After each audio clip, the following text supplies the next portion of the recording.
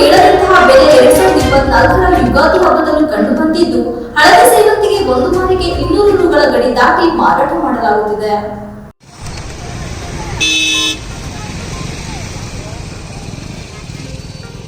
ನಗರದ ಮಹಾವೀರ ವೃತ್ತ, ಕಸ್ತೂರ್ಬಾ ರಸ್ತೆ, ಸೆಟ್ಲರ್ ಹಾಲ್, ಎಂಜಿ ರಸ್ತೆ, ಬಿಎಂ ರಸ್ತೆ, ಕಟ್ಟಿನಕೆರೆ ಮಾರುಕಟ್ಟೆ, ಸಾಲಗಾಮೆ ರಸ್ತೆ ಇತರೆ ಪ್ರಮುಖ ಸ್ಥಳಗಳಲ್ಲಿ ಯುಗಾದಿ ಹಬ್ಬಕ್ಕೆ ಅವಶ್ಯಕವಾಗಿ ಬೇಕಾಗಿರುವ ಹೂವು, ಮಾವಿನ ಸೊಪ್ಪು, ಬಾಳೆಹಣ್ಣು ಇತರೆ ಅಗತ್ಯ ವಸ್ತುಗಳನ್ನು ಮಾರಾಟ ಮಾಡಲಾಗುತ್ತಿತ್ತು.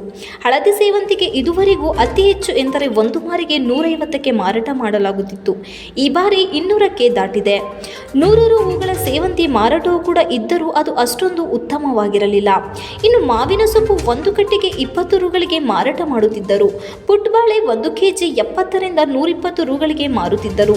ಹೂವಿನ ಬೆಲೆ ಕೇಳಿ ಕೆಲವರು ಆಶ್ಚರ್ಯಪಟ್ಟರೆ, ಹೂ ಹಬ್ಬಕ್ಕೆ ಬೇಕಾಗಿರುವುದರಿಂದ ಬೆಲೆ ಏರಿಕೆ ನಡುವೆಯೂ 1 ಮಾರು ಖರೀದಿ ಮಾಡುವ ಕಡೆ ಅರ್ಧ ಮಾರಿಗೆ ಗ್ರಾಹಕರು ಬಂದಿದ್ದರು. ಹೂ ಮಾರಾಟಗಾರರು ಹೇಳುವಂತೆ ಮಳೆ ಇಲ್ಲದೆ ಎಲ್ಲಾ ಬೆಳೆ ನಾಶವಾಗಿದ್ದರಿಂದ ಬೆಲೆಗಳು ಕೂಡ ಗಗನಕ್ಕೆ ಏರಿದೆ ಎಂದರು.